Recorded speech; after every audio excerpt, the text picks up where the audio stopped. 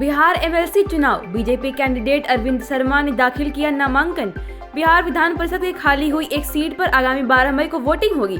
BJP ने इस खाली हुई सीट के लिए अरविंद शर्मा को अपना उम्मीदवार बनाया है। बीजेपी उम्मीदवार ने विधानसभा पहुंचकर अपना नॉमिनेशन दाखिल किया है। इस मौके पर सीएम सम्राट चौधरी के अलावा डिप्टी सीएम विजय कुमार चौधरी के साथ गठबंधन के सभी दलों के नेता मौजूद रहे। तेजस्वी यादव का हमला, कहा सिर्फ 3 लोग मनमानी कर चला रहे बिहार। तेजस्वी यादव ने एक्स पर लिखा, बिहार विधानसभा चुनाव उपरांत 6 महीने में ही राज्य ने 2 मुख्यमंत्री देख लिए हैं। तेजस्वी यादव ने बिहार की एनडीए सरकार पर निशाना साधते हुए कहा कि राज्य में सिर्फ 3 लोग मनमानी तरीके से शासन चला रहे हैं और सरकार जनता की समस्याओं का समाधान करने में विफल है। बंगाल चुनाव पर बिहार के सियासी वार, हिंदुस्तानी अवाम मोर्चा के राष्ट्रीय प्रवक्ता श्याम सुंदर शरण ने ममता भतीजे को संदेश दिया है। उन्होंने कहा कि अभिषेक बनर्जी शायद भूगोल और इतिहास दोनों भूल गए हैं। उन्हें याद दिलाने की जरूरत है कि बंगाल से दिल्ली तक का रास्ता बिहार से होकर ही गुजरता है।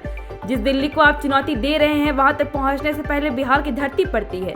अगर बिहार के लोगों ने खदेड़ना शुरू किया तो भागने के लिए दिल्ली तो क्या बंगाल की सीमा भी छोटी पड़ जाएगी।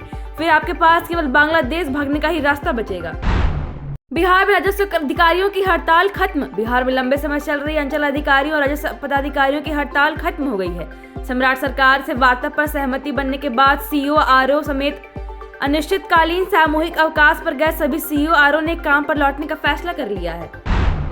जीतन राम मांझी के विभाग का कमाल। जीतन राम मांझी केंद्र सरकार में एमएसएमई विभाग के मंत्री हैं। उनके पहले यह विभाग गिरिराज सिंह संभालते थे। इस विभाग ने बिहार में बेरोजगार हाथों को काम देने की दिशा में अहम भूमिका निभाई है। राज्य में पिछले 3 सालों में 11 लाख एमएसएमई के माध्यम से 77 लाख लोगों को रोजगार हासिल हुआ है। प्रताप यादव का तंज, चिराग और कंगना रनौत पर सियासी मसाला। तेज प्रताप यादव ने चिराग पासवान और कंगना रनौत के रिश्ते पर तंज कसते हुए कहा कि चिराग हीरोइन के चक्कर में है।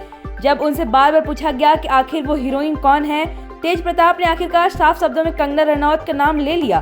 उन्होंने बंगाल प्रचार का हवाला देते हुए कहा कि सबको पता है कि कौन हीरोइन घूम रही है। झामुमो ने झारखंड के बाहर फैलाए पैर। झारखंड की क्षेत्रीय राजनीति से निकलकर राष्ट्रीय पहचान बनाने की दिशा में जेएमएम ने निर्णायक कदम बढ़ा दिया है। अप्रैल 2026 को रांची में आयोजित पार्टी के 13वें महाधिवेशन में पारित अपने राजनीतिक प्रस्ताव के साफ संकेत दिया कि झामुमो की प्राथमिकता अब सिर्फ राज्य नहीं राष्ट्रीय स्तर पर विस्तार है। झामुमो ने अपनी राजनीतिक दिशा स्पष्ट कर दी है। झारखंड के बाद उनका अगला पड़ाव दिल्ली है। झारखंड के लोगों की जेब पर पड़ रहा युद्ध का असर। ईरान, इजराइल और अमेरिका के बीच चल रहे युद्ध का असर अब आम लोगों की जेब पर भी पड़ने लगा है। दरअसल आम दिनचर्या में शामिल होने वाली वस्तुएं, सर्फ, साबुन, टूथपेस्ट, बिस्किट आदि कीमतों में इजाफा कर दिया गया है। इससे हर किसी की जेब पर हर दिन भार पड़ना शुरू हो गया है। झारखंड सीआईपी नियुक्ति में पेपर लीक की आशंका। कांके स्थित सीआईपी में भर्ती घोटाले की जांच में सीबीआई ने बड़े पैमाने पर अनियमितताएं पाई हैं। जांच में सामने आया कि बिना जरूरी मंजूरी के एडुट्रेस्ट सॉल्यूशंस प्राइवेट लिमिटेड नाम की संदिग्ध निजी एजेंसी को परीक्षा का जिम्मा दिया गया है। एजेंसी के साथ मिलकर चयन प्रक्रिया में हेरफेर किया गया ताकि कुछ उम्मीदवारों को फायदा मिल सके। साथ ही पेपर लीक की भी आशंका जताई गई है। बीजेपी के पूर्व एमएलसी के रिश्तेदारों पर बरसाई गोलियां। सिवान में हौसला बुलंद बदमाशों ने बीजेपी के पूर्व एमएलसी और वरिष्ठ नेता मनोज सिंह के रिश्तेदारों पर अंधाधुंध गोलीबारी की। गोलीबारी की इस घटना में मनोज सिंह के भांजे की मौत हो गई। वहीं मनोज सिंह के बहनोई चंदन सिंह गंभीर रूप से घायल बताए जा रहे हैं। चंदन सिंह की हालत नाजुक बताई जा रही है। Thank you so much for watching this video. Don't forget to like, comment, share, and subscribe.